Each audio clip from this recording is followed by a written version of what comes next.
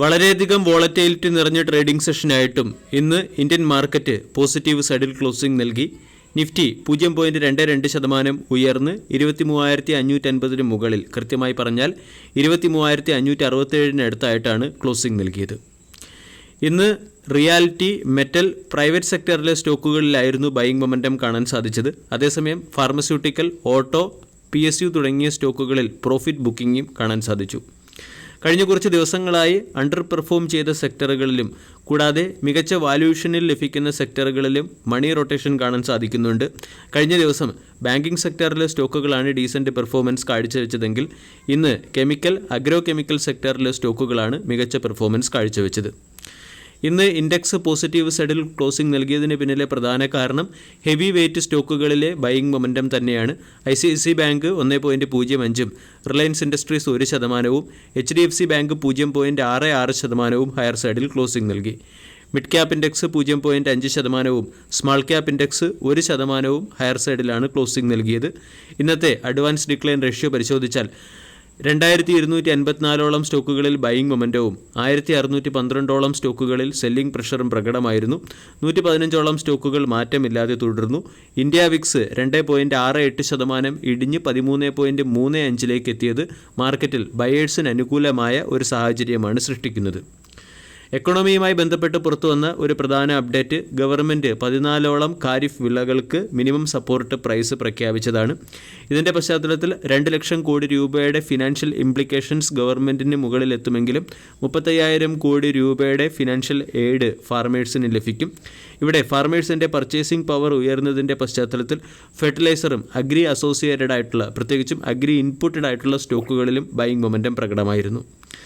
Reserve bank of India April June ക്വാർട്ടറിലെ private കൺസപ്ഷനും അതുപോലെ തന്നെ മാനുഫാക്ചറിംഗ് സർവീസ് സെക്ടറും ഡീസൻറ്റ് പെർഫോമൻസ് കാഴ്ചവെക്കും എന്നുള്ള ഒരു പ്രത്യാശയും കൂടി പ്രകടിപ്പിച്ചിട്ടുണ്ട്.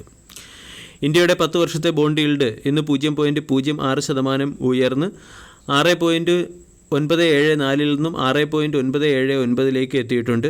അതുപോലെ തന്നെ രൂപയുടെ മൂല്യം 83.632 നിന്നും 83.44 ഇടിയുകയും ചെയ്തു. ഗ്ലോബൽ മാർക്കറ്റിൽ നോക്കുകയാണെങ്കിൽ ഗ്ലോബൽ മാർക്കറ്റിൽ അമേരിക്കയുടെ പോളിസി സിഗ്നൽ വരാനിരിക്കുന്നതിൻ്റെ പശ്ചാത്തലത്തിൽ ഏഷ്യൻ മാർക്കറ്റുകളിലൊക്കെ ഒരു മിക്സഡ് പെർഫോമൻസ് ആണ് കാണുന്നത്.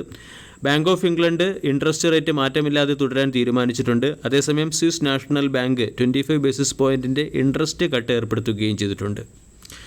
ഇന്ത്യൻ മാർക്കറ്റ് വരും സമയങ്ങളിൽ ഒരു കൺസോളിഡേറ്റഡ് റേഞ്ചിൽ ട്രേഡ് ചെയ്യാൻ സാധ്യതയുണ്ടെന്നാണ് പല അനലിസ്റ്റുകളും പറയുന്നത്. മാർക്കറ്റിനെ സംബന്ധിച്ചിടത്തോളം 23,650, 23,700 തുടങ്ങിയവ പ്രധാന റെസിസ്റ്റൻസായി പ്രവർത്തിക്കും.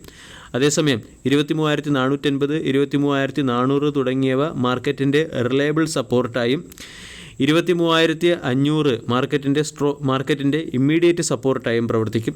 വരും സമയങ്ങളിൽ 23,650 എന്ന ലെവൽ മാർക്കറ്റ് ബ്രേക്ക് ചെയ്യുകയാണെങ്കിൽ 23,800, 24,000 തുടങ്ങിയ ലെവലുകളിലേക്ക് ഇൻഡെക്സ് ഉയരാനും സാധ്യതയുണ്ട്. ഇനി ഇന്നത്തെ ട്രേഡിംഗ് സെഷനിൽ സ്റ്റോക്ക് സ്പെസിഫിക് ആക്ഷൻ കാണാൻ സാധിച്ച ചില പ്രധാനപ്പെട്ട സ്റ്റോക്കുകളിലേക്ക് കടക്കാം.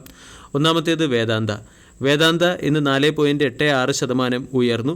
1000 കോടി രൂപയുടെ ഫണ്ട് റൈസിന് കമ്പനിയുടെ ബോർഡ് ഓഫ് ഡയറക്ടേഴ്സ് അപ്രൂവൽ നൽകിയതിൻ്റെ പശ്ചാത്തലത്തിലാണ് സ്റ്റോക്ക് 4.86% ഉയർന്നത്.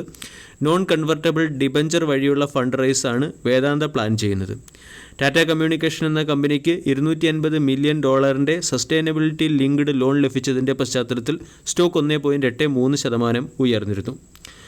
ഇന്ത്യയിലെ ഏറ്റവും വലിയ സിംഗിൾ ലൊക്കേഷൻ ഫാബ്രിക് പ്രോസസ്സിംഗ് കമ്പനിയായ BRFL എന്ന കമ്പനിയിൽ ഗോകുൽദാസ് എക്സ്പോർട്ട് 350 കോടി രൂപയുടെ ഇൻവെസ്റ്റ്മെൻറ്റിന് തയ്യാറായതിൻ്റെ പശ്ചാത്തലത്തിൽ ഗോകുൽദാസ് എക്സ്പോർട്ട് എന്ന സ്റ്റോക്ക് ഇന്ന് 4% ഉയർന്നിരുന്നു. സഫയർ ഫുഡ് എന്ന കമ്പനി 1:5 എന്ന റേഷ്യോയിൽ സ്റ്റോക്ക് സ്പ്ലിറ്റ് പ്രഖ്യാപിച്ചതിൻ്റെ പശ്ചാത്തലത്തിൽ സ്റ്റോക്ക് 1.25% ഉയരുകയും ചെയ്തു.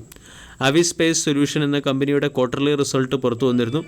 ക്വാർട്ടർലി റിസൾട്ടിൽ കമ്പനി കഴിഞ്ഞ വർഷം 13.85 കോടി രൂപയുടെ നെറ്റ് ലോസ് റിപ്പോർട്ട് ചെയ്തെടുത്ത് ഇപ്പോൾ 1.37 കോടി രൂപയുടെ നെറ്റ് പ്രോഫിറ്റ് റിപ്പോർട്ട് ചെയ്തിട്ടുണ്ട്. ബയോഫ്യൂവൽ ജനറേഷനുമായി ബന്ധപ്പെട്ട് ഇന്ത്യൻ ഓയിൽ കോർപ്പറേഷൻ എന്ന കമ്പനി GPS റിന്യൂവബിൾ എന്ന കമ്പനിയുമായി ചേർന്ന് ഒരു ജോയിൻറ്റ് വെഞ്ചർ കമ്പനി ആരംഭിച്ചതിൻ്റെ പശ്ചാത്തലത്തിൽ ഇന്ത്യൻ ഓയിൽ കോർപ്പറേഷൻ 1.29% ഉയർന്നു. GMR പവർ, അർബൻ ഇൻഫ്ര തുടങ്ങിയ സ്റ്റോക്കുകൾ ഇന്ന് 5% ഉയരുകയും അപ്പർ സർക്യൂട്ടിലേക്ക് എത്തുകയും ചെയ്തു. GMR സ്മാർട്ട് ഇലക്ട്രിസിറ്റി ഡിസ്ട്രിബ്യൂഷൻ എന്ന കമ്പനി സ്മാർട്ട് മീറ്റർ പ്രോജക്റ്റുമായി ബന്ധപ്പെട്ട് ബോഷ് ഗ്ലോബൽ സോഫ്റ്റ്വെയർ ടെക്നോളജിയുമായി സഹകരിക്കാൻ തീരുമാനിച്ചതിൻ്റെ പശ്ചാത്തലത്തിലാണ് GMR പവർ എന്ന സ്റ്റോക്ക് ഇന്ന് ഉയർന്നത്. ബെസ്റ്റ് ആഗ്രോ ലൈഫ് എന്ന സ്റ്റോക്ക് ഇന്ന് 14% ഉയർന്നു. കമ്പനിക്ക് പുതിയ ഇൻസെക്ടിസൈഡ് ലൈസൻസ് സെക്യൂർ ചെയ്തതിൻ്റെ പശ്ചാത്തലത്തിലാണ് സ്റ്റോക്കിൽ ബൈയിങ് മൊമെൻറ്റം വന്നത്. അതുപോലെ തന്നെ ടാൻഫാക് ഇൻഡസ്ട്രീസ് ലിമിറ്റഡ് എന്ന കമ്പനി ജപ്പാനിലെ ഒരു ലീഡിംഗ് സ്പെഷ്യാലിറ്റി കെമിക്കൽ കമ്പനിയുമായി എഗ്രിമെൻറ്റിൽ ഒപ്പുവെച്ചതിൻ്റെ പശ്ചാത്തലത്തിൽ സ്റ്റോക്കിൽ 8% റാലി കാണാൻ സാധിച്ചു. റെയിൽവേ സെക്ടറിൽ ഇന്ന് ഡീസൻറ്റ് പെർഫോമൻസ് കാഴ്ചവെച്ചൊരു സ്റ്റോക്ക് റെയിൽടെൽ ആയിരുന്നു. റെയിൽടെൽ 1.8% ഉയർന്നു. സൗത്ത് സെൻട്രൽ റെയിൽവേയിൽ നിന്നും ടെലികമ്മ്യൂണിക്കേഷൻ നെറ്റ്വർക്കുമായി ബന്ധപ്പെട്ട് 20 കോടി രൂപയുടെ ഓർഡർ ലഭിച്ചതിൻ്റെ പശ്ചാത്തലത്തിലാണ് റെയിൽടെൽ ഡീസൻറ്റ് പെർഫോമൻസ് കാഴ്ചവെച്ചത്.